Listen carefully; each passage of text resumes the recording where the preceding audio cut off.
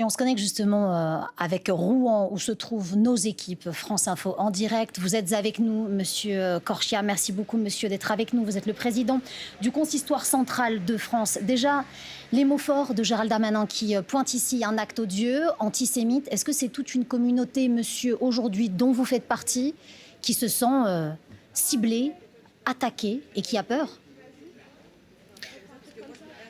Bien sûr, c'est une communauté entière. On sait très bien le nombre d'actes antisémites qui a explosé au cours de ces derniers mois.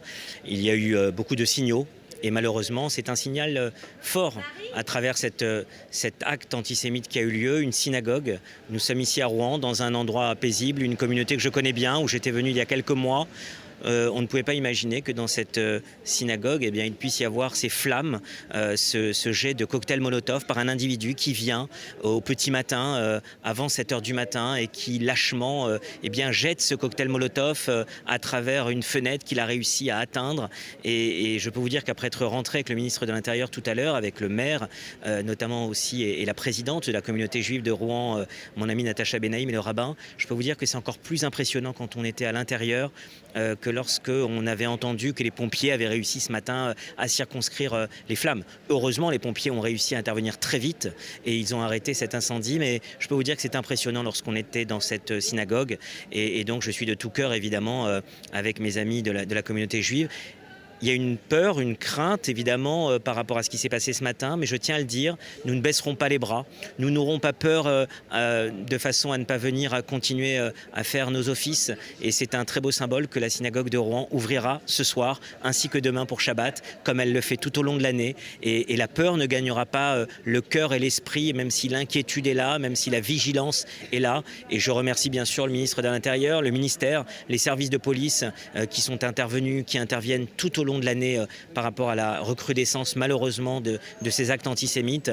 Et puis évidemment un mot pour le policier qui est intervenu, pour ses collègues aussi qui étaient là ce matin, parce que c'est un drame évidemment qui a pu être arrêté, parce qu'on ne sait pas ce qu'aurait fait encore cette personne, armée d'un couteau de boucher, armée d'une arme aussi avec une barre à mine. On ne sait pas ce qui aurait pu être fait encore. On avait quelqu'un apparemment de déterminé, et même si on ne connaît pas les motivations exactes et la qualification que le parquet retiendra exactement, en tout cas ce qui s'est passé ce matin, c'est un grave acte antisémite dans notre pays et dans cette ville de Rouen. Monsieur, permettez-moi de revenir sur les chiffres, sur cette augmentation des actes antisémites en France. Ils ont bondi de 300%.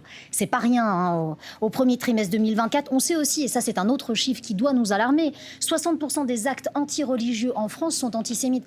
Ma question, elle est simple. Est-ce que vous pensez qu'aujourd'hui, les actes antisémites, les paroles antisémites, elles se libèrent, elles se débrident presque, et qu'il faut prendre cela plus qu'au sérieux? Faut-il, d'après vous, une espèce de sursaut populaire presque, social, sociétal?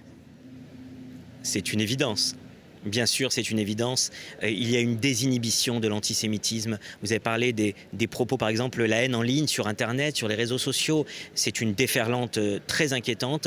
Il y a eu aussi des actes physiques. Rappelez-vous, cette personne à Paris qui s'était fait rouer de coups devant une synagogue. On a vu aussi que plus de la moitié des actes antisémites en France concernent des personnes, et souvent dans l'entourage direct des personnes. Ça peut être dans leur travail, à côté de leur domicile. Donc effectivement, il y a cette crainte aujourd'hui de l'augmentation des actes antisémites, et on a vu aussi que malheureusement depuis le 7 octobre, alors que c'est à 4000 km d'ici, mais lorsqu'il y a eu le pogrom terroriste du Hamas en Israël, et sans même attendre d'ailleurs 15 jours après la riposte d'Israël contre le Hamas, immédiatement après le pogrom qui a eu lieu en Israël le 7 octobre, le lendemain, les actes antisémites explosaient en France, et nous avons eu à déplorer 1000% d'augmentation des actes antisémites au 4e trimestre 2023, et comme vous l'avez très bien dit, 366 actes antisémites pour le premier trimestre 2024, c'est-à-dire 300% de plus que l'an passé.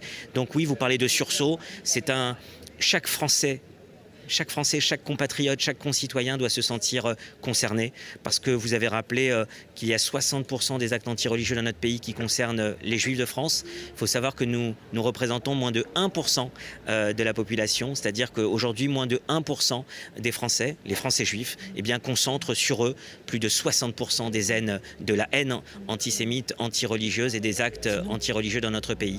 Donc j'espère que tout le monde va se sentir concerné, et que les assises de la lutte contre l'antisémitisme l'antisémitisme qui avait été initié par Aurore Berger il y a encore quelques jours, où nous avions pris la parole, eh bien, puisse donner un plan d'action national. Ça doit être une cause nationale, à la fois sur la prévention, la judiciarisation, la police, mais tout le monde doit se sentir concerné par ce fléau qu'il faut combattre. Merci beaucoup, Élie Korchia, président du Consistoire central de France et l'émotion donc à Rouen aujourd'hui.